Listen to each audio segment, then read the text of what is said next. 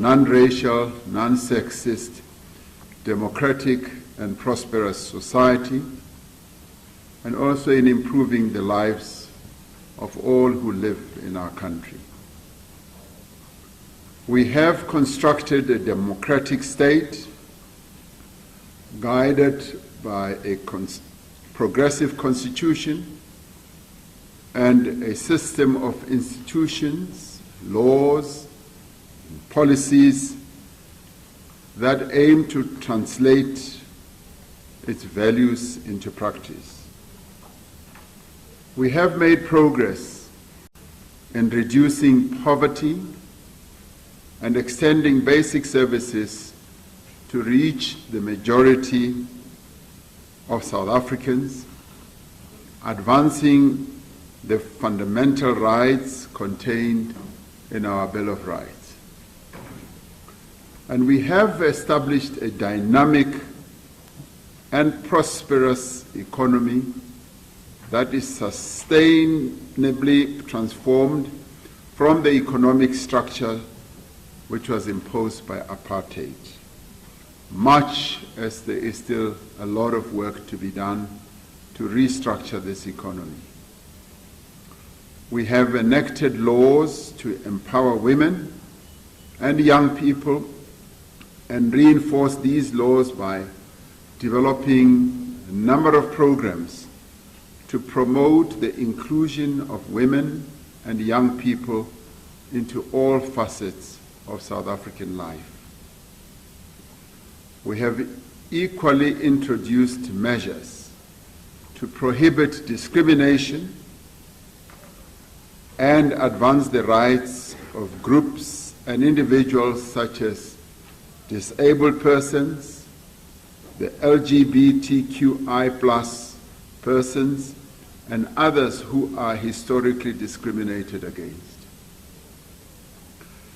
Since 1994, we have used various mechanisms to distribute resources towards the poor in our country.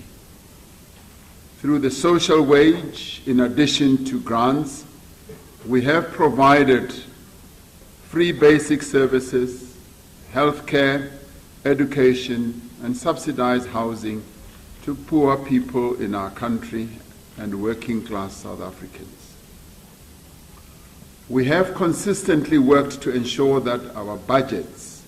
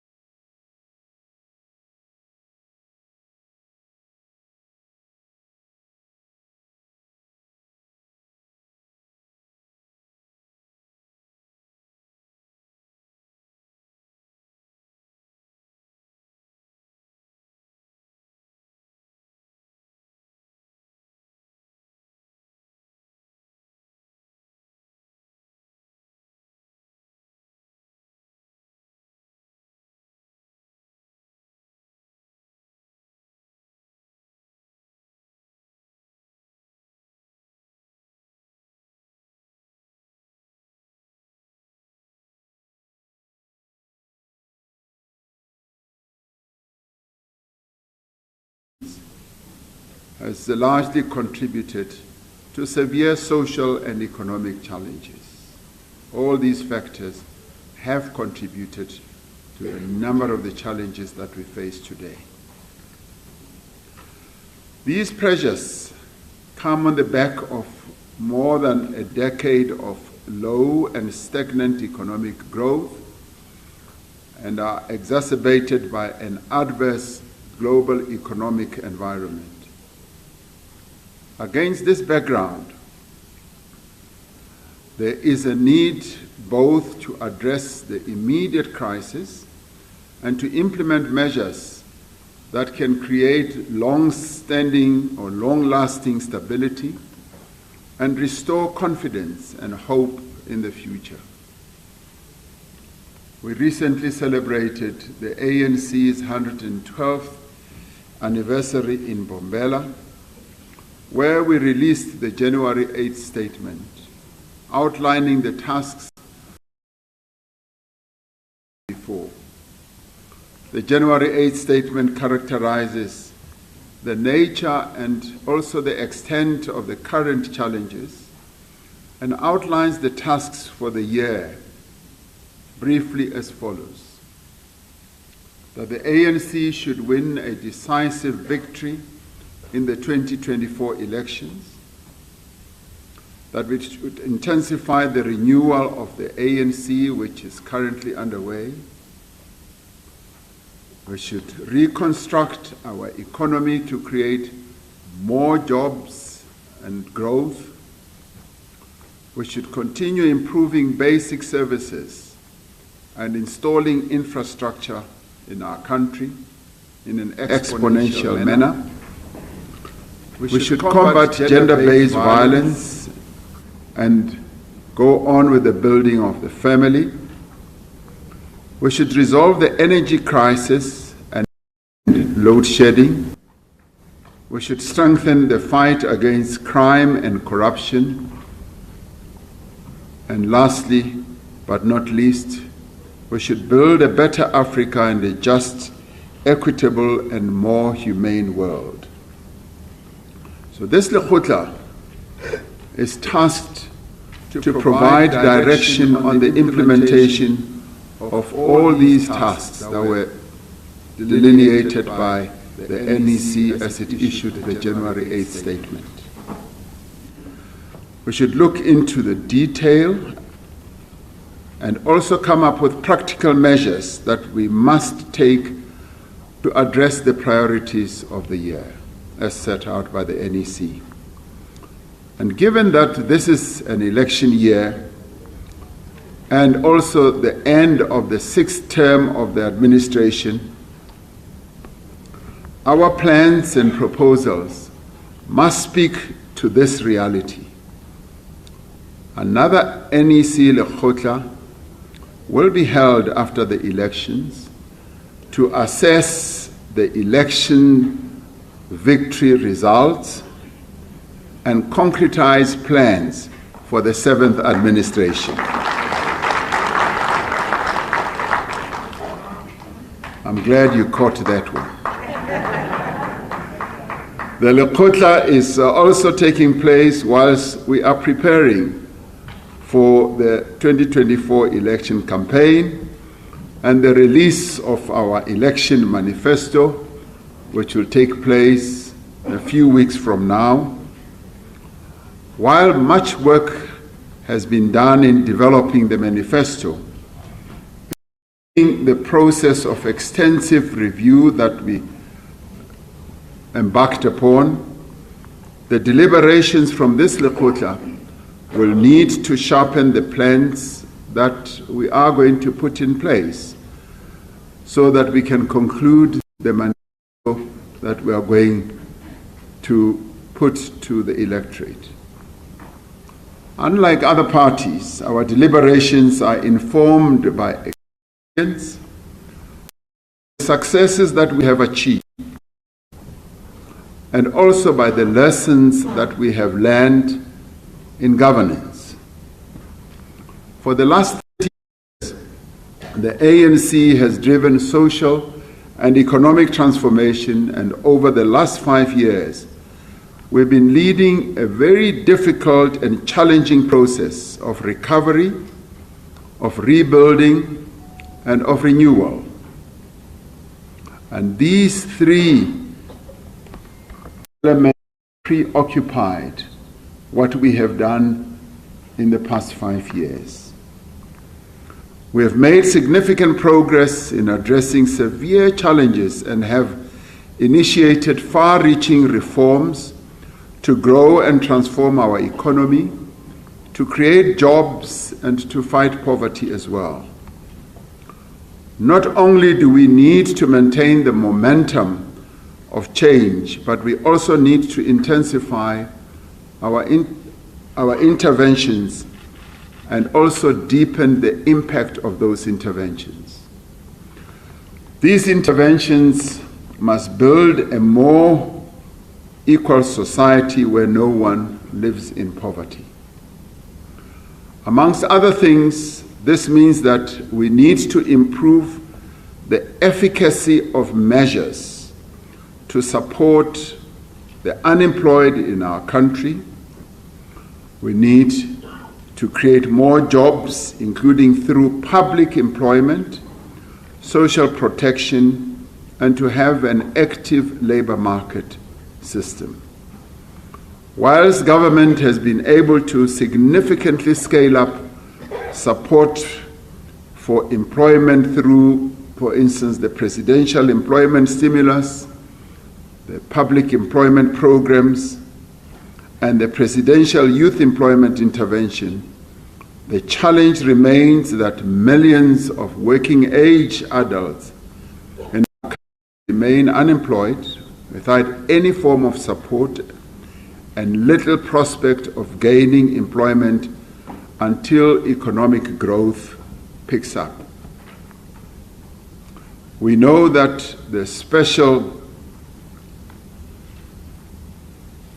SRD grant that we introduced during COVID led to major reductions in food poverty.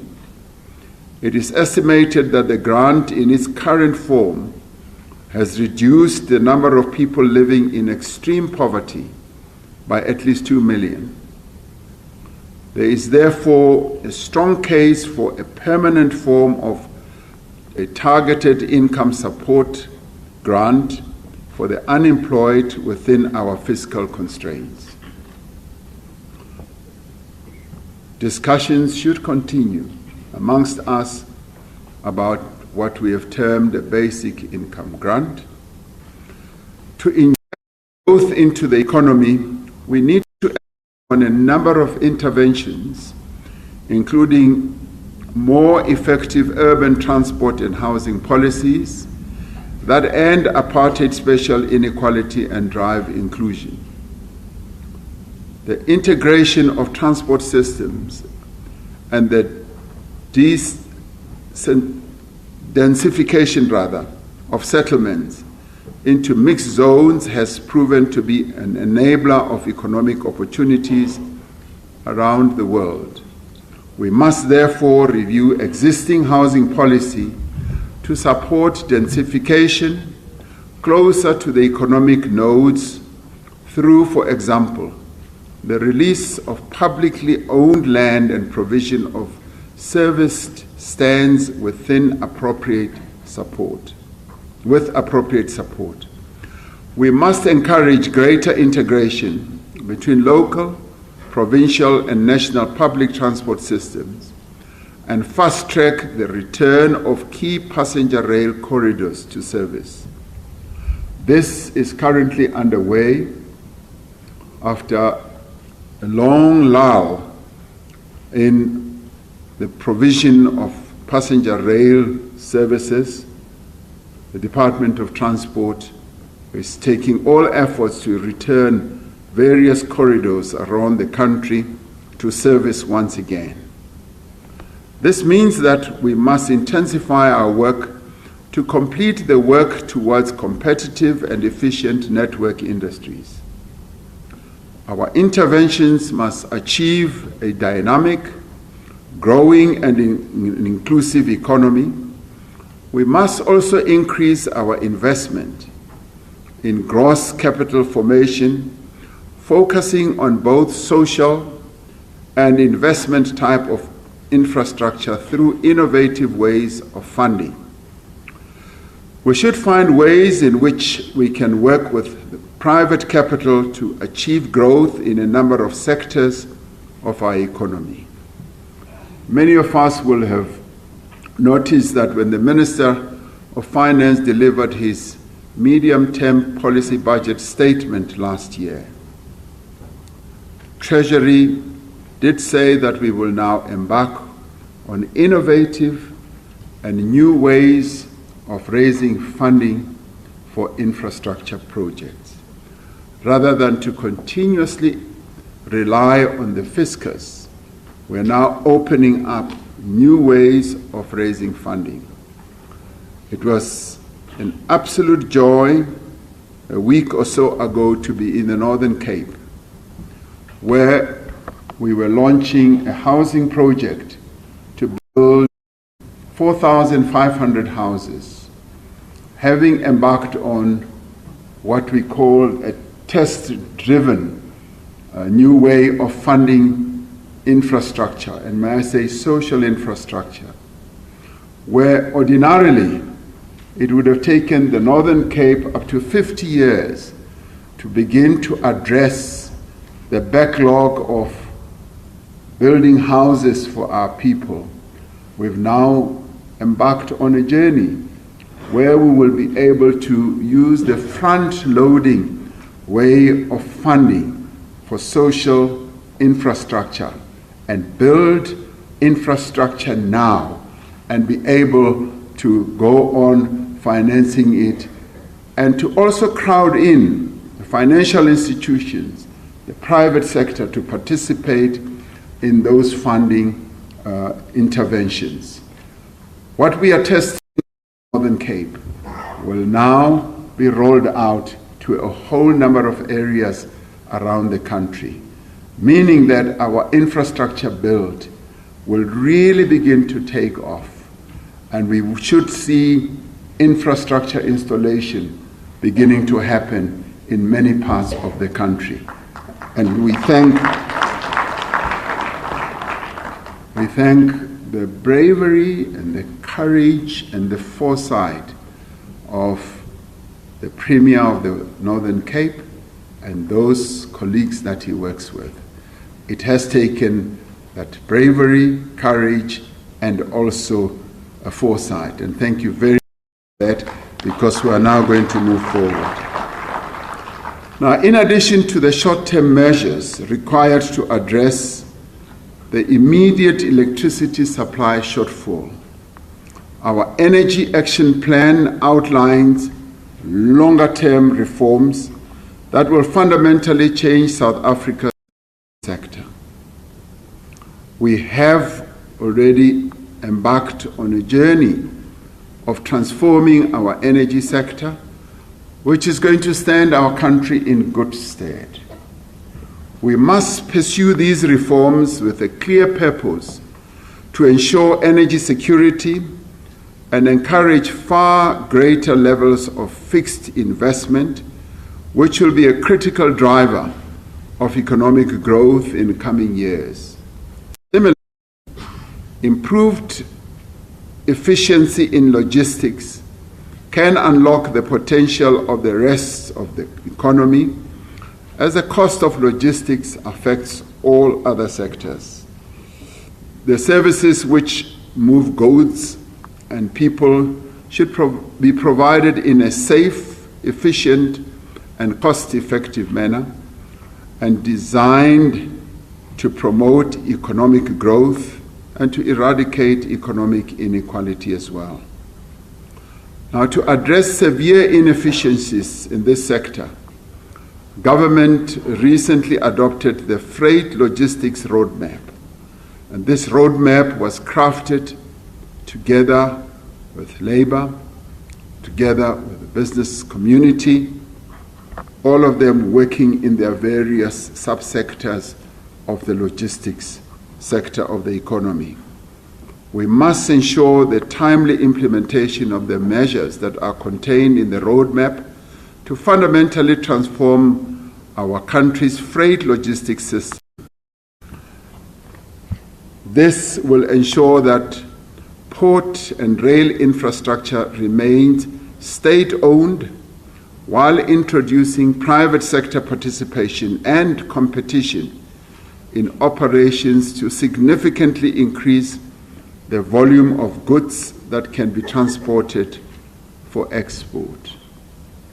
This improvement of our ports will also heighten our capacity when it comes to taking up opportunities that are being given rise to by the crises that are happening globally.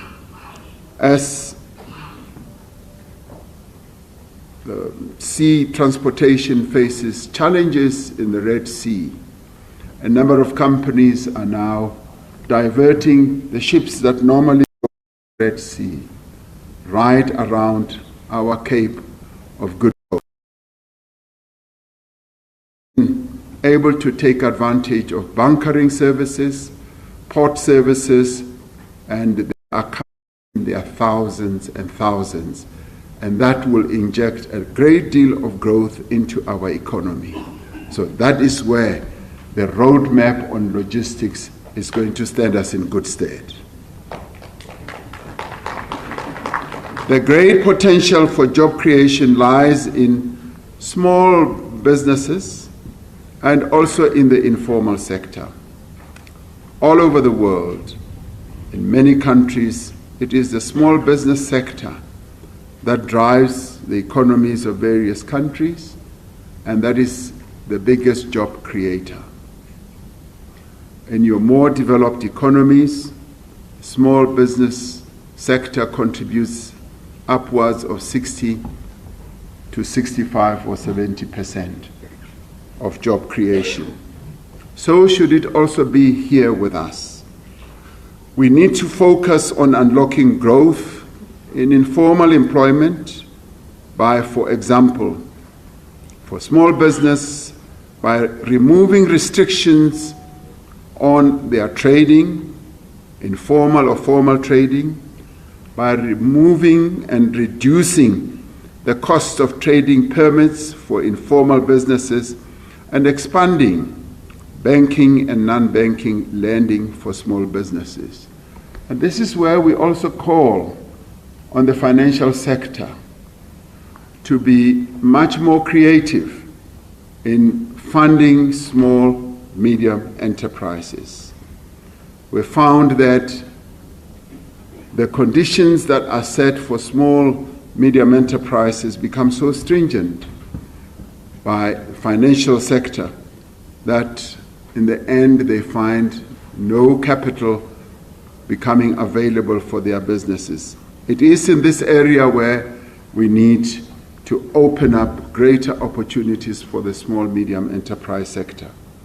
We also need to create a thriving start-up ecosystem in our country by leveraging our existing strength, such as high-quality broadband infrastructure, which is continuously being strengthened, the strong capital markets, and a deep talent pool.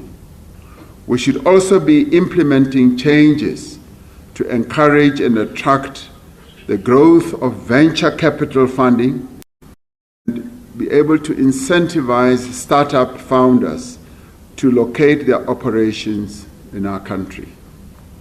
We need to focus on growing the small business sector in an exponential way. This LOekgotla will need to spend time discussing the very real impact that climate change is having on many aspects of our daily lives. Climate change, loss of biodiversity, and the environmental pollution are amongst the key risks to the sustainable development of our country and our commitment to overcoming the triple challenges of poverty, inequality, and unemployment. Our country continues to be adversely exposed to the effects of climate change, ongoing floods, particularly affecting provinces on the eastern border of our country, but fires affecting the Free State, Northwest, as well as Western Cape. These are all the after effects of the climate change challenge and crisis we face. Because of the threat of climate change poses to individual and community well-being, we must ensure that parliamentary processes to pass the climate bill are concluded by the end of this term. We need this legal instrument to ensure all levels of government mainstream building climate resilience and implement their climate change adaptation plans with greater speed.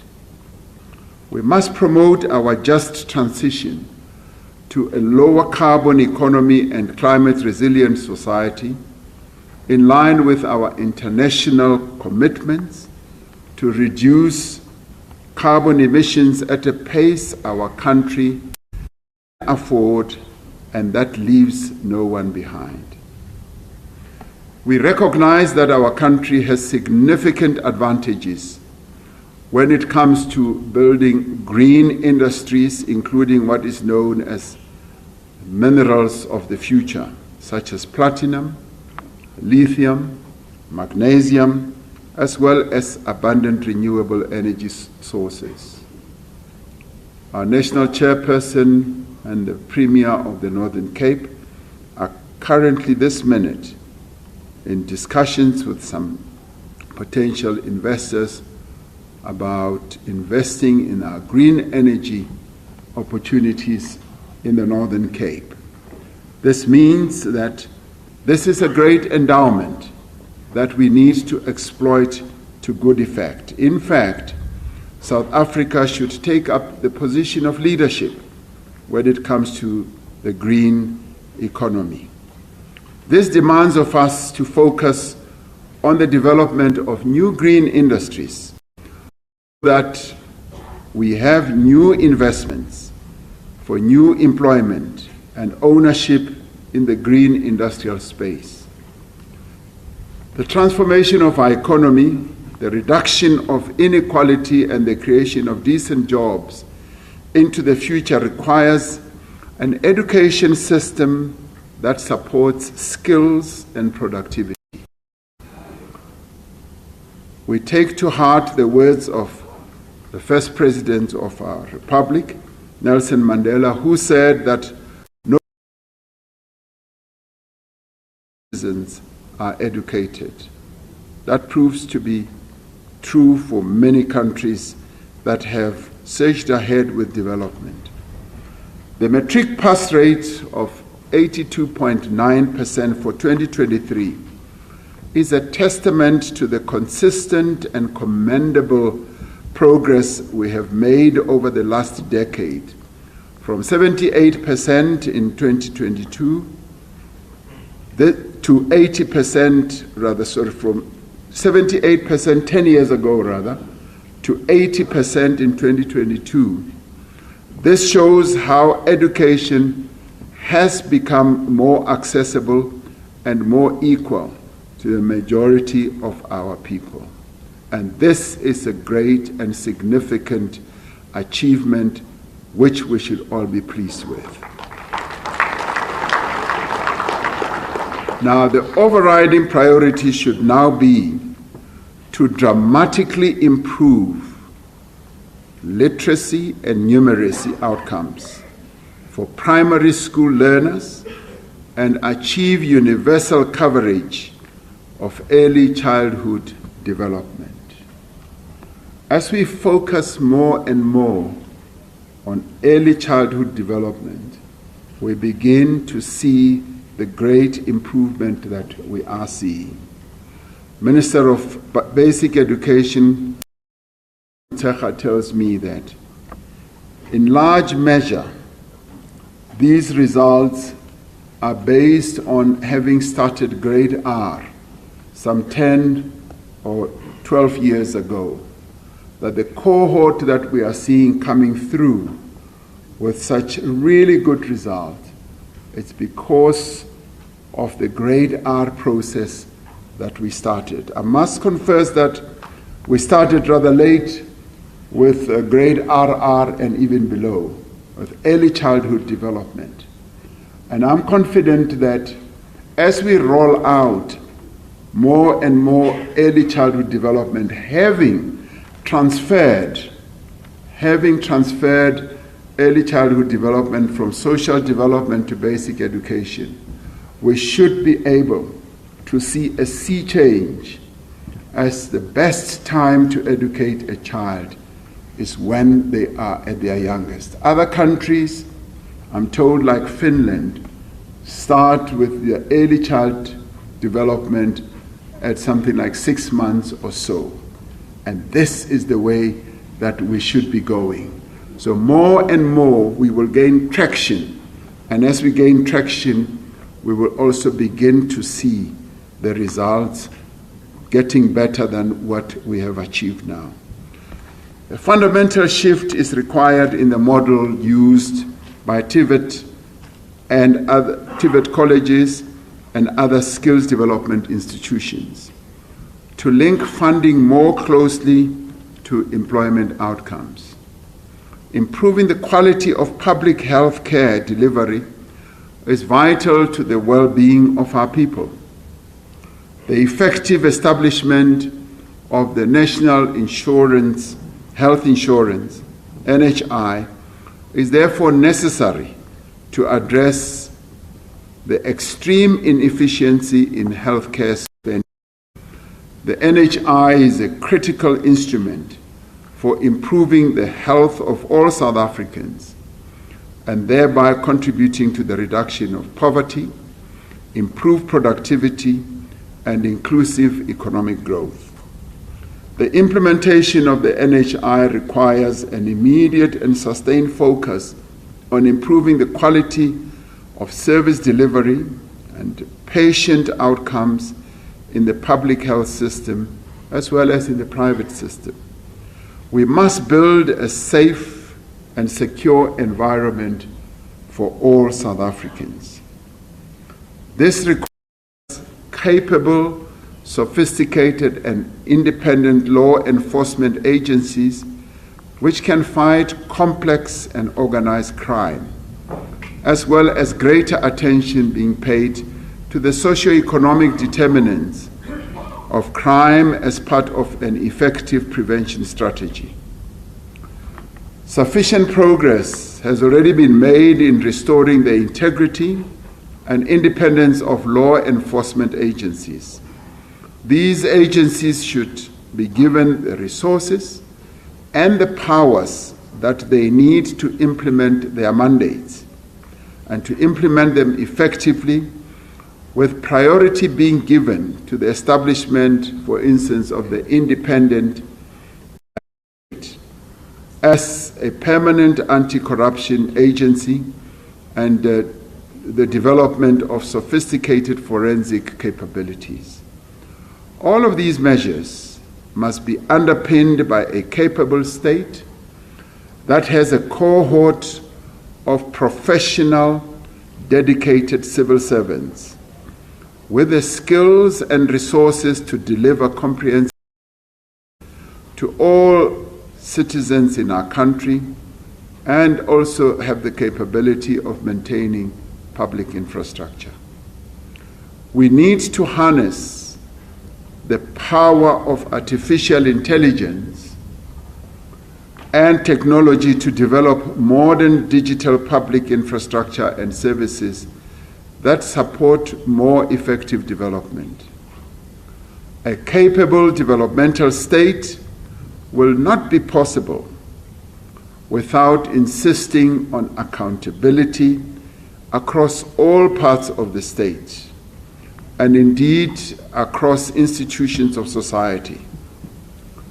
It should be that every person who is given a task in the service of our people must perform that task diligently and to their best of their capability.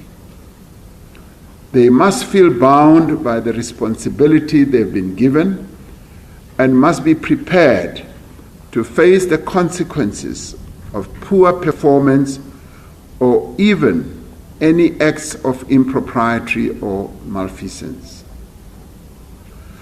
Local government is a vital part of a capable state, yet many municipalities across the country continue to experience financial as well as operational issues. Bold and urgent intervention is needed to improve local government service delivery. To date, interventions have been disparate and poorly coordinated with limited effect. We need to improve the outcomes of our local government entities. When the Auditor General issues her reports, she always finds that many of our municipalities have huge shortcomings, and many of them have become dysfunctional. Through initiatives such as the district development model, we aim to achieve better integrated planning, which should help us to address the lack of capacity or governance failures at many municipalities. We require a coherent, integrated and comprehensive plan to address local government challenges, without which economic growth will be constrained by the inability of essential services and also to enhance economic growth. Now, in pursuit of our historic mission as the ANC and in fulfillment of the principles of our democratic constitution, we must prioritize the building of a cohesive, united nation. And we must therefore restore a sense of common national identity centered on our constitution and work towards social cohesion as well as stability. We have always understood that the transformation of our society and the prosperity of our people cannot be separated from the fortunes of the other nations and especially our continent. We have therefore consistently striven for a better Africa and a better world. And the key pillars of our foreign policy since the advent of democracy include the pursuit of our national interests, the promotion of human rights, peace and stability, and the strengthening of trade and investment ties with other countries around the world. South Africa's image in the world has been raised exponentially over the past few years and has emerged as the voice of the African agenda, South-South cooperation, North-South dialogue, global multi-governance, and economic institutions reform. It was in pursuit of our solidarity on human rights with the people of Palestine that compelled us to take Israel to the International Court so that the court could hear and listen to the plight and suffering of the people of Palestine. The decision made by the International Court of Justice on the 26th of January vindicates the step that was taken by our country, but also vindicates the international system. It restores faith in international institutions to defend the rights of the most vulnerable. The International Court of Justice ruled that the State of Israel shall, in accordance with its obligations under the Convention on Genocide, take all measures within its power to prevent the killings of members of the Palestinian group, causing serious bodily or mental harm to Palestinians, deliberately inflicting on Palestinians conditions of life calculated to bring about their physical destruction, in whole or in part, and imposing measures intended to prevent births of Palestinian children. The court further ruled that the State of Israel shall ensure with immediate effect that its military does not commit any acts that are set out above. And this is a profound finding against another country. But we were compelled, in keeping with our human rights tradition, to embark on this measure. On the issue of humanitarian assistance, which has been lacking in Gaza, the court ruled that the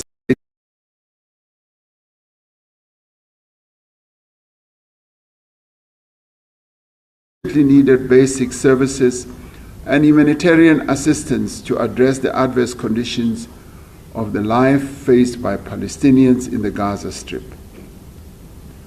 The court further directed the State of Israel to take effective measures to prevent the destruction and ensure the preservation of evidence related to the allegations. The next steps, therefore, will see us turning to the structures meant to oversee this, starting with the United Nations Security Council and, of course, a number of other agencies as well. Our efforts to push for the United Nations Security Council's reform have been consistent that it must become a forum where all have an equal voice, where the interests of all have equal weight. As South Africa, we have continued to chant this message about the reform of that structure. Our work to stop genocide in Palestine will therefore not just continue in the International Court of Justice, where we are now preparing the case on the merits to show proof of genocide. It must and will continue on the political front in the UN, but also in seeking practical support to our ICJ case from other countries around the world. And it is quite pleasing that a number of countries have been ready, willing, and prepared to join small and little South Africa in this case.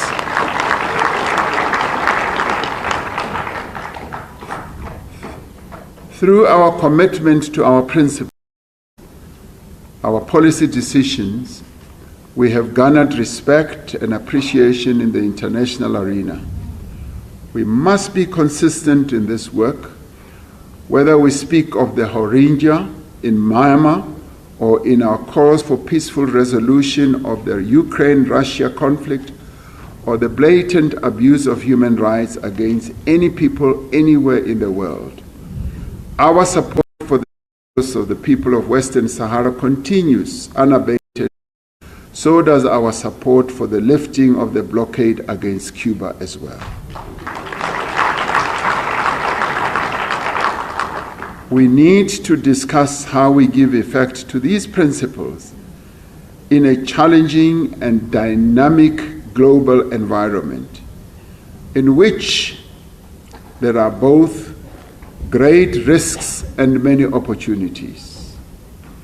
And I must say that the risks abound, but there are also a number of opportunities.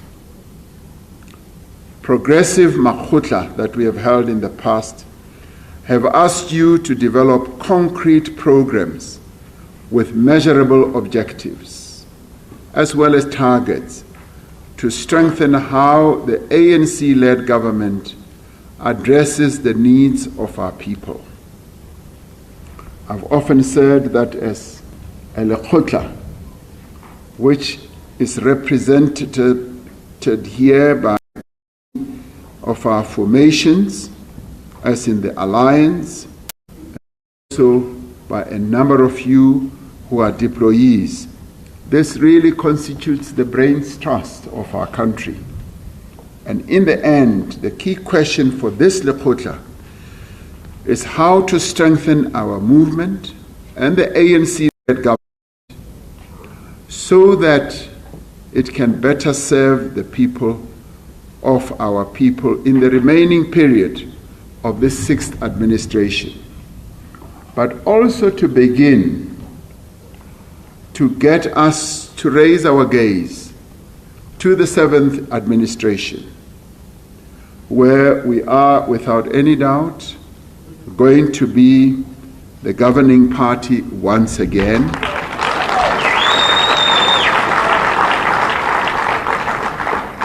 And we should be clear and concise in our discussions, and, may I add, develop realistic programs with measurable targets.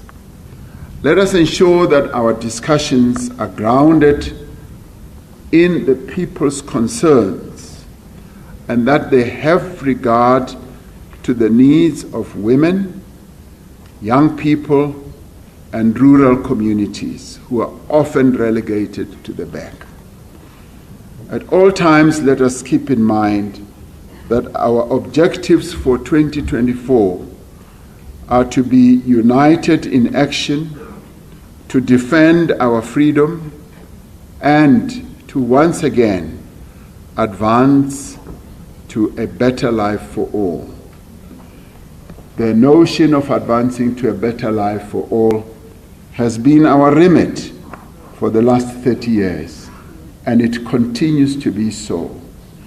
Having improved the lives of our people for the last 30 years, we must admit that our job is not done yet.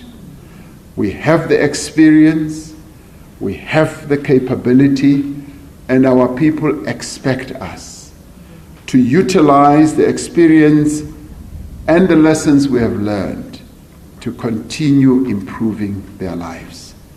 Let us get on with it. Thank you very much.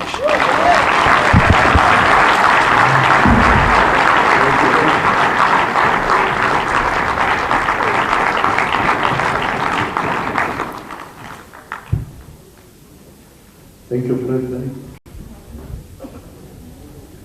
I will now call on the leadership of SANCO, whoever is going to address us.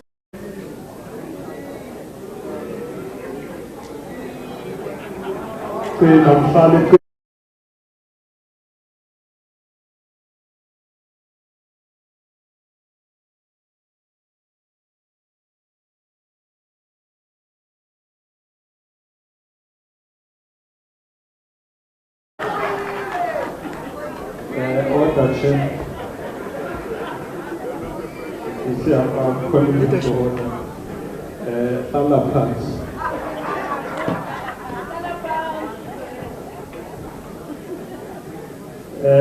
Let's settle down, comrades. You may proceed, President. Thank you very much, Comrade President, Comrade Program Director,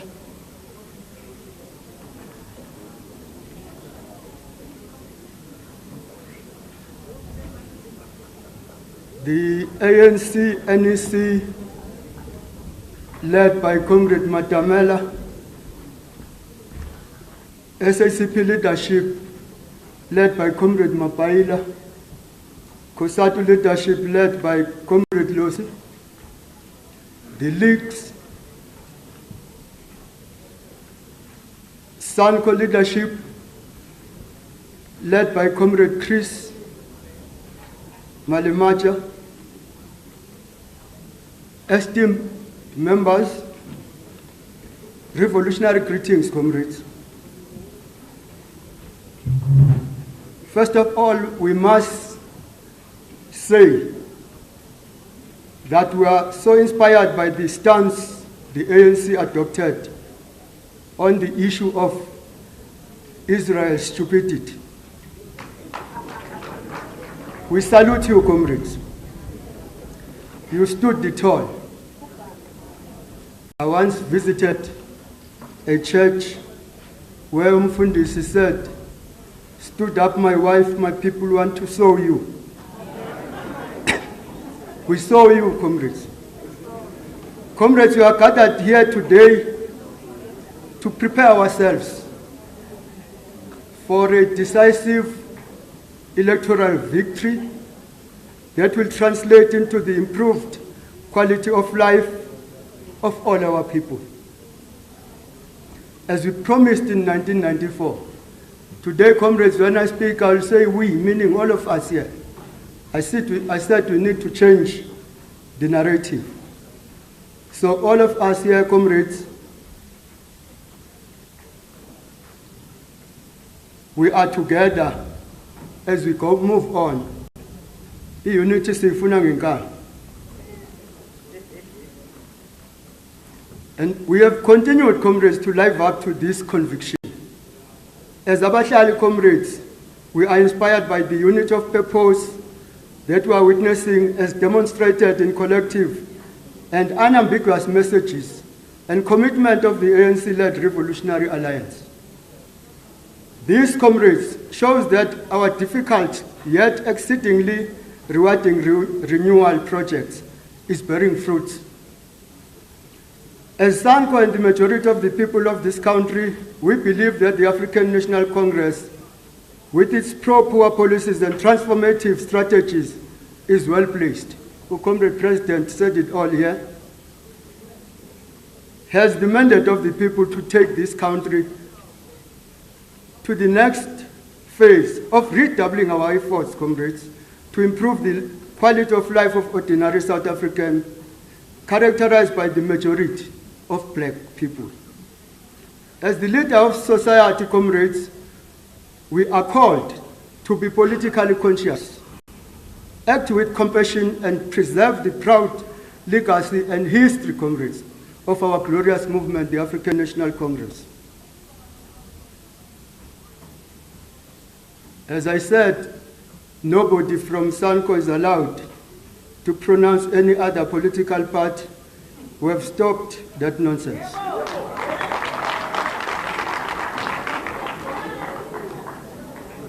Any leader who continues to say that will disappear into small political parties and make noise there in corners. SANCO understands and acknowledges the fact that over the last 30 years, the ANC has become the victim of its own successes. When you succeed, comrades, the more you success, the more enemies you'll get.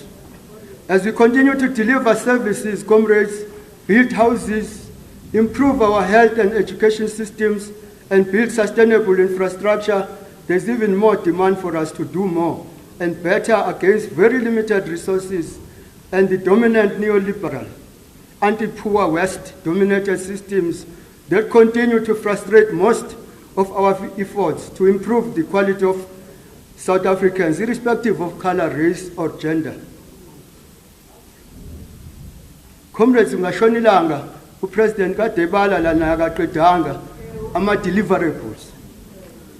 If I can begin to list all the achievements and the strides that the ANC has made over the last 30 years of our democratic dispensation, suffice to say, South Africans will be our witnesses at the ballot box as they give the ANC another decisive victory. Comrades, we are not oblivious of the challenges that we are facing as we head towards the 2024 elections, provincial and national elections, but we are inspired by the words of founding father of glorious movement, President Pixley Ka-Isaka Seme, where he says, open quote, "The brighter day is rising upon Africa.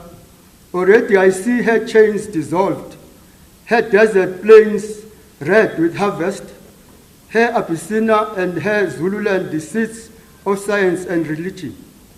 Bringing it closer, comrades, the National Development Plan Diagnostic Report highlighted 9 basic and very stubborn challenges facing our country. Amongst them, I won't quote all of them: special device that hope will inclusive development, high rate of unemployment, South Africa remains a divided society.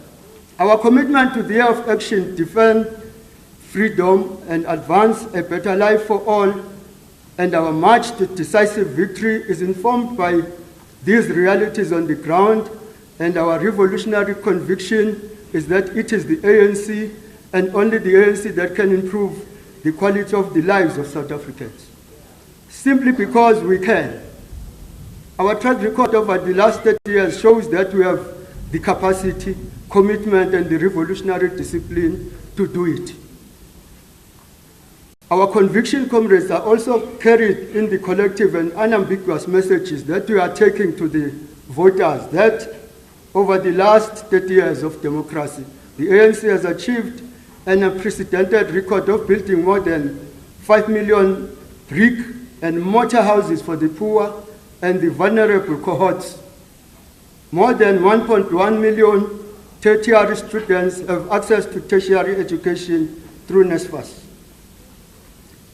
according to Census 2022 statistics, South Africa has made phenomenal achievement in the electrifying homes and providing piped water, especially in townships and rural areas. Comrades, SANCO is out there on the ground. I told you, I remind you today, reminding people of the strides we have made as a country and engage them on what we can do together to make South Africa a place for everyone. We said we need to change the narrative. Let us all go there and say the same thing. Forward to the ANC decisive victory. Forward. Forward. Amanda. Ngajabhisa umqadi. Chairperson. Thank you very much, leadership. Thank you, President. COSATU.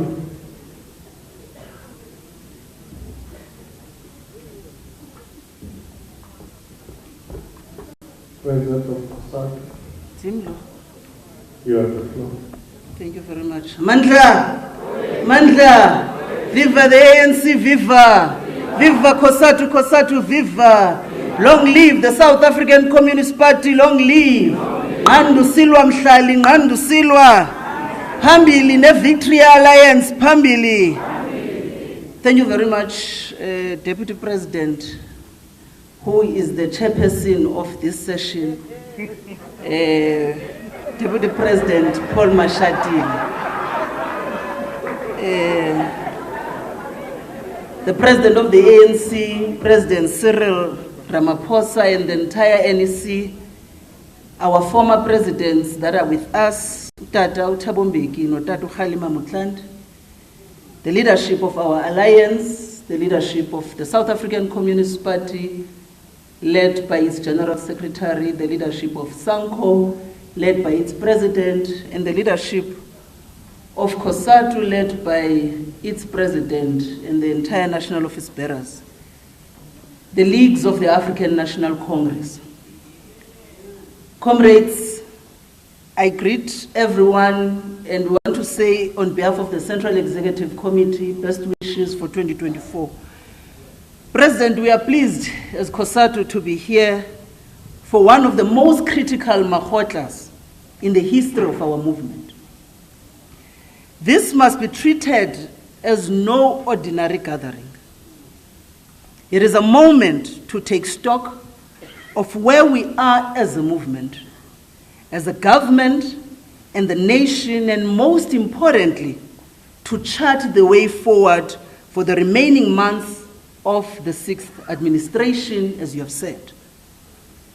And not only must we set a clear roadmap that takes us to the 7th general elections, but most urgently to provide a clear platform to rally the nation, to mobilize voters to come out in their numbers, to re-elect the African National Congress, to continue building that better life for all.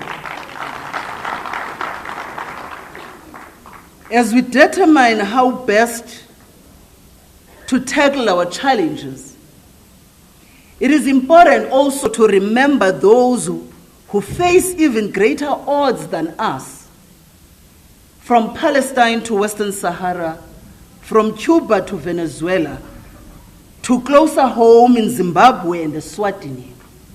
Just as we rallied upon international solidarity, so too, as we relied upon international solidarity, my apologies, so too we should reciprocate that spirit of internationalism. And we want to commend the principled stance that has been taken by our government, led by President Ramaphosa, in standing up to the Israeli onslaught against the millions of Palestinians.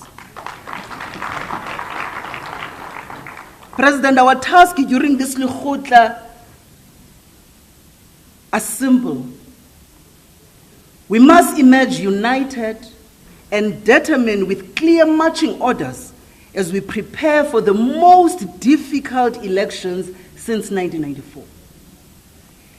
And it is natural for any party that has governed for 30 years to have made mistakes, to have alienated various constituencies and persons, even for it to be tired.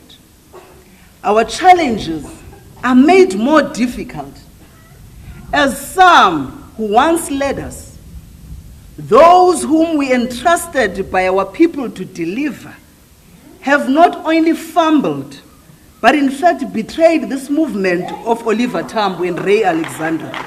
And indeed, they betrayed the entire nation for their lust for self-enrichment. So let us not be distracted by such elements.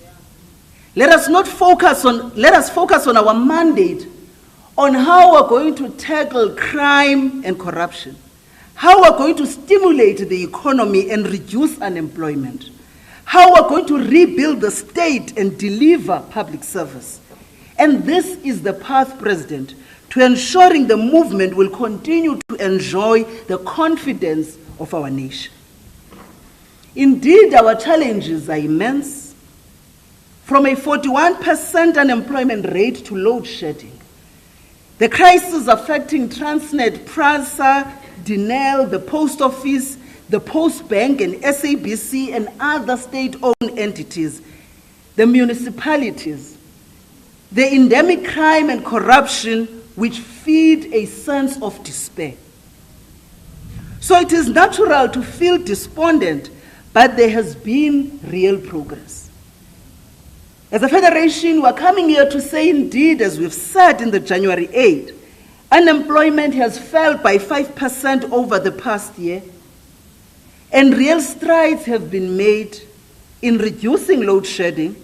A sense of accountability for those who have stolen is being built, and some of our largest poverty alleviation interventions have been taken. So, President, as we prepare for the State of the Nation address and budget, our government needs to be very bold and aggressive, not timid. Nothing less will motivate workers to vote. President, let us not pass the State of the Nation address and the budget speech without our government announcing clear and bold plans on the following issues. To raise the SRD grant to food poverty line to recover its value lost to inflation. To extend the presidential employment program to provide 1 million jobs by April and 2 million by November. To ensure the implementation of the two-pot pension reforms not later than the 1st of September this year. To remove delays and accelerate investment in the public infrastructure, and I think we're happy by what you have just pronounced. To urgently intervene in the 36 municipalities routinely failing to pay their workers. To provide additional support for ESCOM to permanently end load shedding. Your government, President, need to urgently stabilize and modernize Transnet and the Metro Rail. You need to intervene at the Post Office and Post Bank to reverse the 6,000 retrenchments that are coming. You need to allocate additional resources to ensure law enforcement agencies and the courts can win the war against crime and corruption. You need to resource SARS to ramp up the fight against tax evasion and custom fraud and deliver the revenue the state requires to fund our public services. And President, you critically need to fill the critical public sector vacancies by April 2024. And this is critical because it does not just affect public servants, it affects our communities, the ones that we expect to mobilize and vote for the ANC. The services is appalling in some of our public institutions because public servants are overworked, underpaid, has a direct impact to our own communities that must vote back the ANC into the 7th administration. We need to ensure that Parliament passes the key remaining bills before the elections. We need to draft legislation for non-trading holidays, President, and extend election voting hours to ensure all workers are able to vote after completing their shifts. So as we ensure workers, and as we assure workers that the ANC remains their home, it is going to be important that government of the ANC must heal the wounds of the 2018 Public Service Wage Agreement.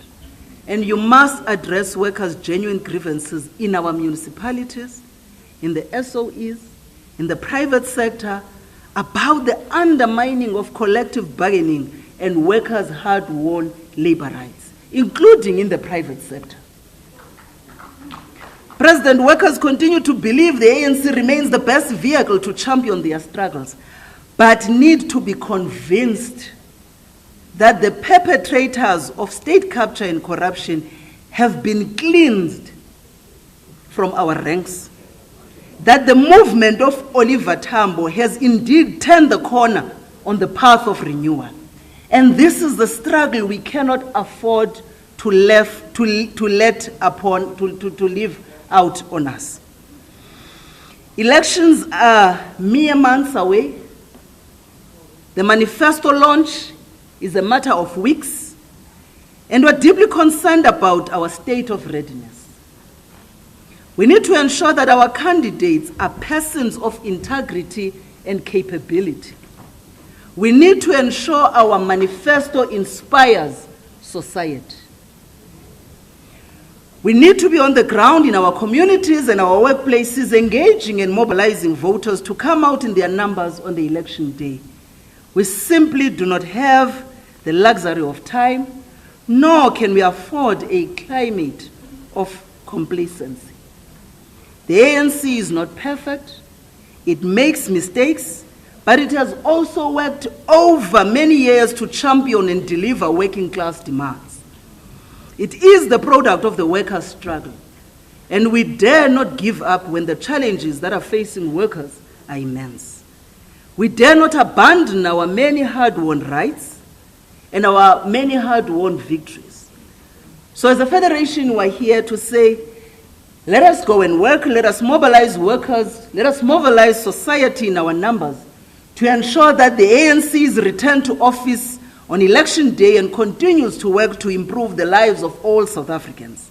And this is a struggle during which COSATU will be with the ANC every step of the way. Thank you very much, President.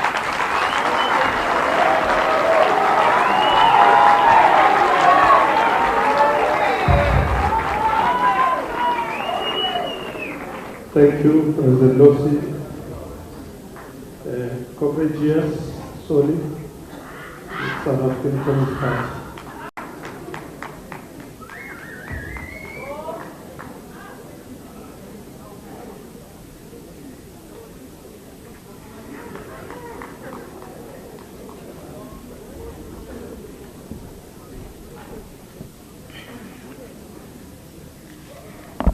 Matla. Matla. All power. Comrade President, good afternoon. And good afternoon to the leadership of our movement, ANC officials, Deputy President, Chairperson of the session, and all of you comrades, members of the NEC and structures of the ANC, the leadership of the SACP, Central Committee, our officials, and our delegation here, and the leadership of COSATU, led by Comrade Zingiswa Losi, and thanks for the good message, as well as Comrade Richard from SANCO, also Comrade President, thanks very much for the message. Comrade President, firstly, I wanted to have a proposition, but I felt that out of logistics, this will create a problem. But let me recognize our veterans and former presidents, President Mbeki and former President Mtlante, and all our leagues and the deployed comrades. The engagement I thought we could have was whether we should deliver our message in an open session. And therefore, one will be forced to modify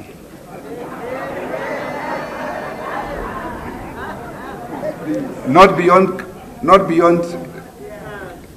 sharing challenges. But I felt that I didn't know that there's an open session. Certainly not. I would have drafted differently for this occasion. And in that regard, I will start by calling for an urgent bilateral between the Communist Party and the ANC Central Committee and NEC, not just beyond the Political Council, because I believe that the Political Council at the moment is insufficient to respond to the challenges that we face as a revolution, just so that we can dissect and deal with the challenges faced by our people in the National Democratic Revolution. So that's where I should start because of this open session. Let me thank you very much, Comrade President, for the outline. First, to appreciate the greater responsibility that the ANC takes on behalf of our people and the role that we continue to play in fulfilling the aspirations of our people through the implementation of our National Democratic Revolution. And once again, congratulate the ANC for its 112 years of selfless service to the people and sacrifices and the achievements that we have made. Certainly, as Comrade Zingiswa and Comrade Richard indicate, these many years of sacrifice and commitment to serve the cause of the people have not been without challenges, not even betrayals. We are facing of betrayals of magnitude, perhaps that we could never have imagined. We had indicated, Comrade President, at the 112th anniversary January 8 statement about the forces that are seeking to defeat this revolution. As we have also scored a major victory at an international level that we have eloquently spoken about, and once again we want to congratulate our government for taking Israel to the International Court of Justice on the charge of genocide against the Palestinian people.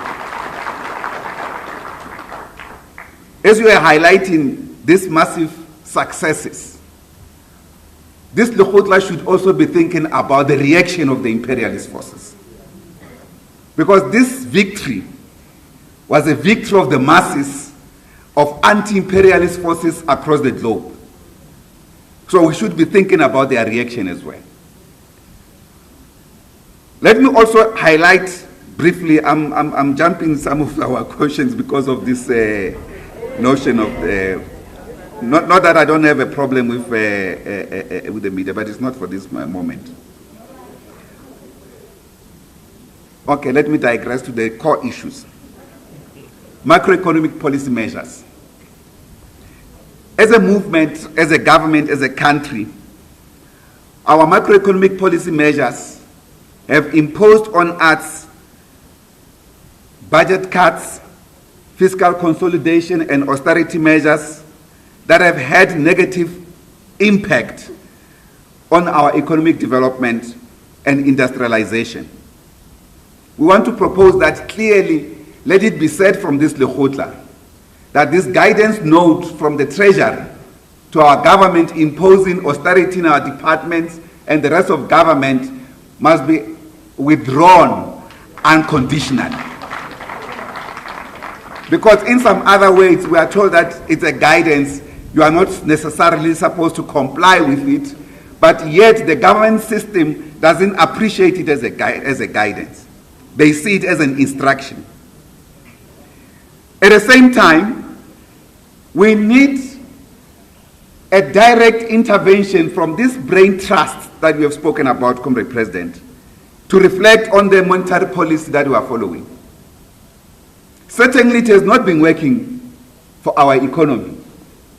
It has made us managers of merely a capitalist economy that doesn't respond to the needs of the people, no matter how we articulate these needs of the people. In other words, Comrade President, capitalism has no accountability to the electorate. When we are gathered like this, we are taking decisions. We should not take decisions as if we are the cheerleaders and the principal leaders to protect the capitalist system. And this is not necessarily to say I'm agitating, which of course I should, but it's not on that basis for socialism per se. In fact, one comrade on my seat where I'm seated, I've got 2 books for you, Comrade President, that I need to give you. Can you bring them, Comrade PJ? That's the first part.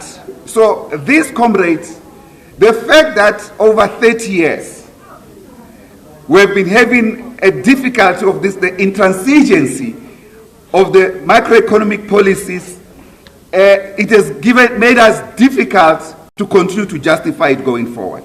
We need a new trajectory. The first book I'm giving you, Comrade President, it's a bourgeois book, written by a bourgeois scholar.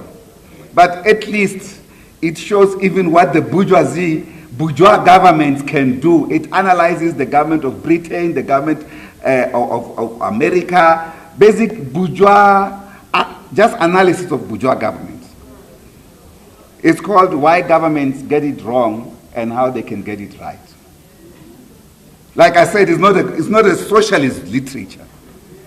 So I want to give it to you. I hope some of our deployed comrades, the DGs, will read it. The second one, it's a book called The Cheap War.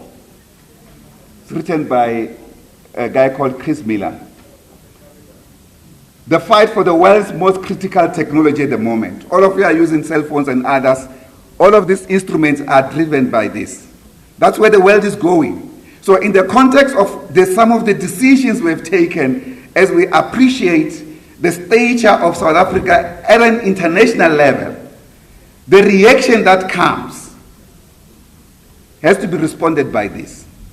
So for instance, as a state, we need to be thinking about a cheap industry. That's the industry of the future. We can't think that we are going to we talk about technology in abstract. We are not going to utilize technology as buyers of technology from the Western countries who have amassed and taken resources from developing countries, including African countries. We need to create our own industry. We have the capability to do so. And therefore, we need immediate interventions to tackle the unemployment crisis. Comrade President, I must say, moderating what I've written here, I've asked few provinces how to respond to the crisis of unemployment in our communities. No single leader of the ANC, mayor or anyone, have confronted me to say, but what you are saying, how do we go forward with it? There's a way we can do it. It's not just only the capitalist path of development. That system must be tempered with. At least this revolution should recognize that. Again, comrades, we have spoken about the undercapacity of electricity generation.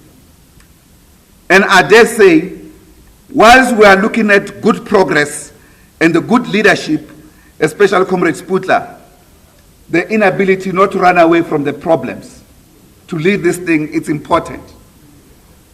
But the way it is characterized, it's as if this is not a major crisis in our country.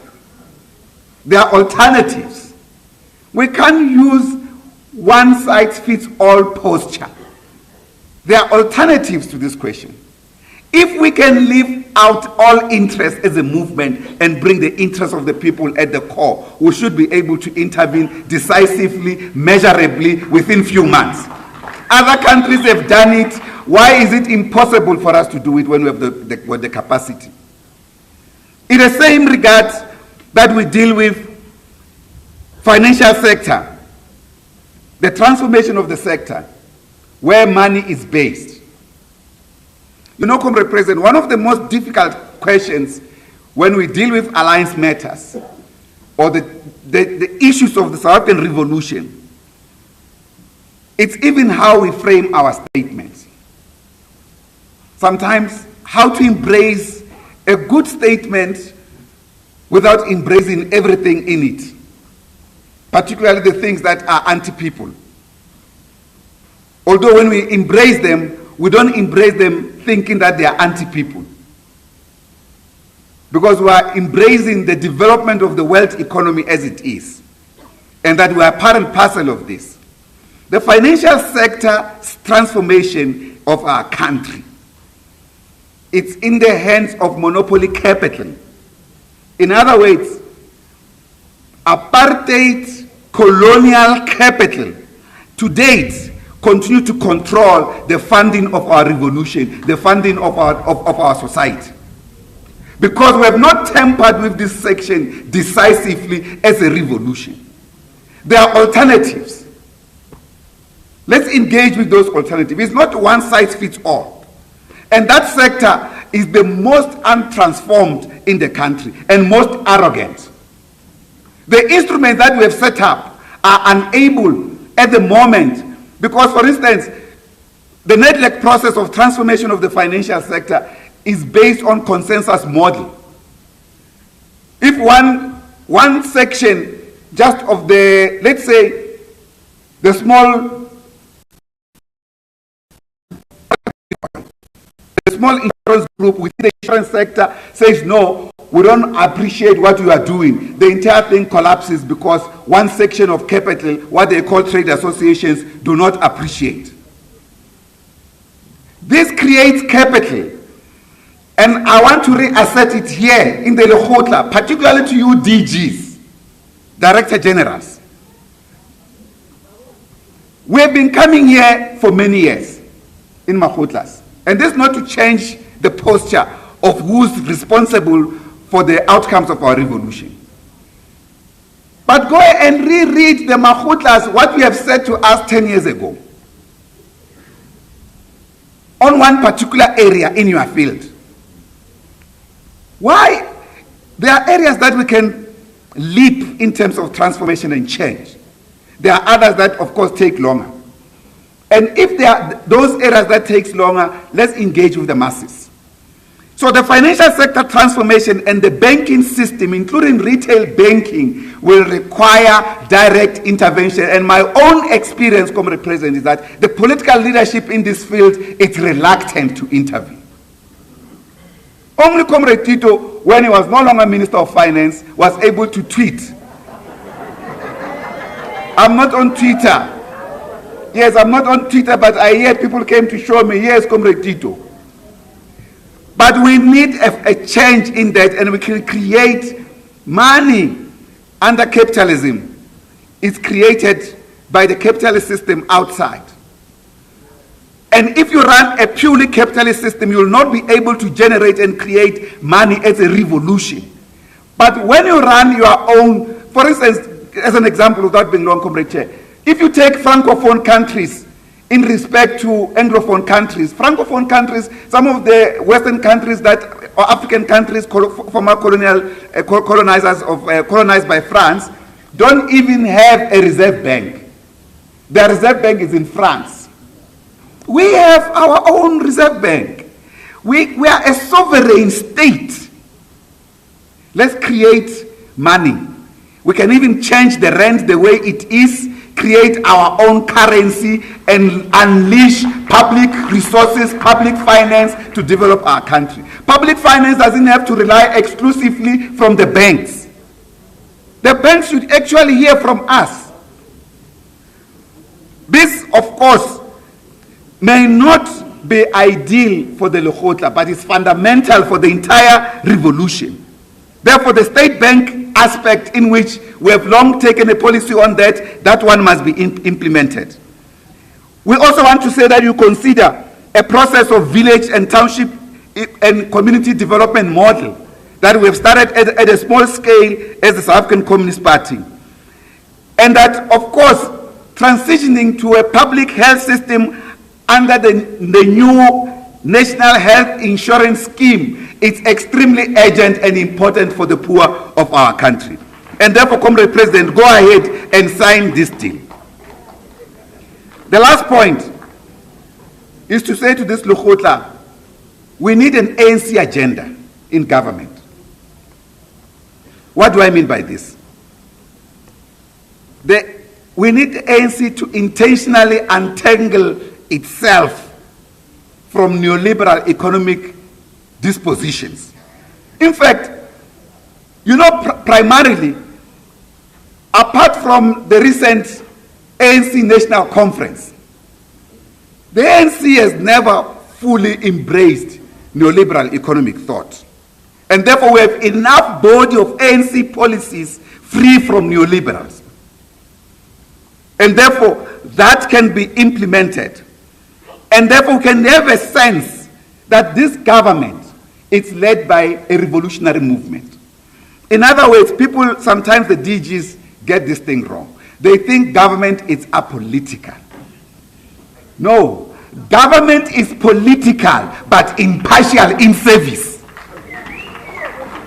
So as a government, the people elect the ANC. So the face, the value, the policies, the philosophy, the value system should represent this liberation movement.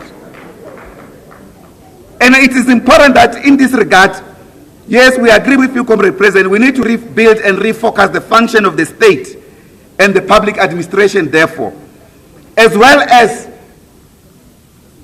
building unity, not only of the ANC, but primarily the unity of the ANC, but the unity of the alliance. From our perspective, Comrade President, is that the alliance is not a nice to have, but a strategic platform of social coherence, political unity, and unity of purpose of the revolution that aggregately represent the interests of the people of our country. Therefore, even the reconfiguration of the alliance is not a choice for the entire renewal of a movement. So this is embedded in the totality of the renewal of all of us, including that of the ANC and the rest of the alliance movement.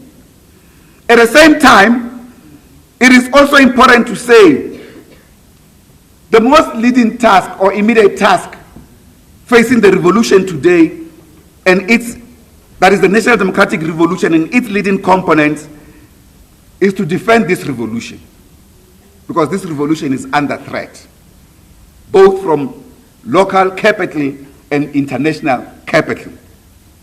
I always say, and I've said this to Comrade Naledi Pando, I appreciate the work that she's doing. It must be the most difficult. She's just at the face of imperialism, and yet she has represented this movement clearly without shame. That's what we want to see across.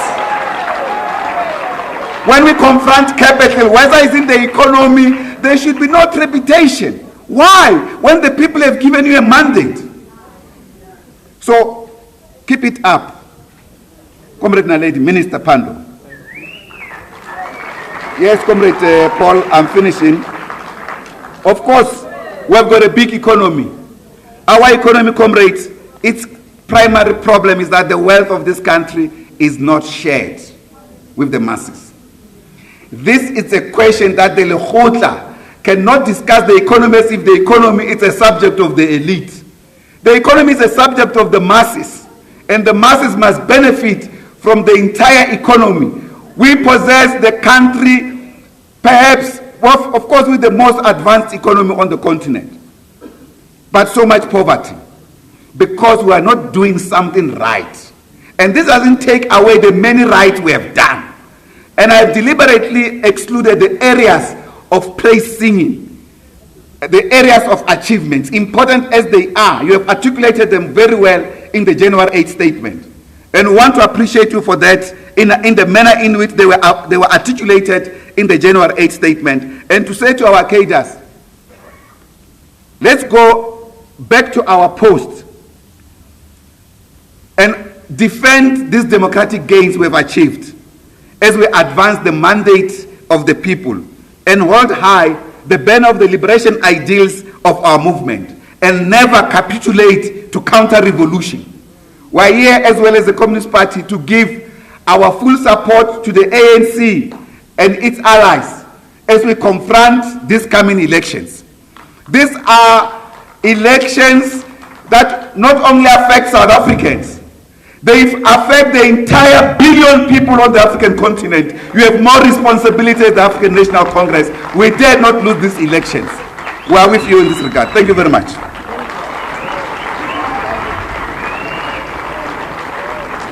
Thank you, Honorable.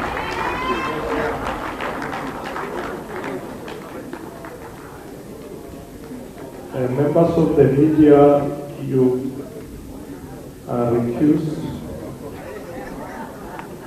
You must go to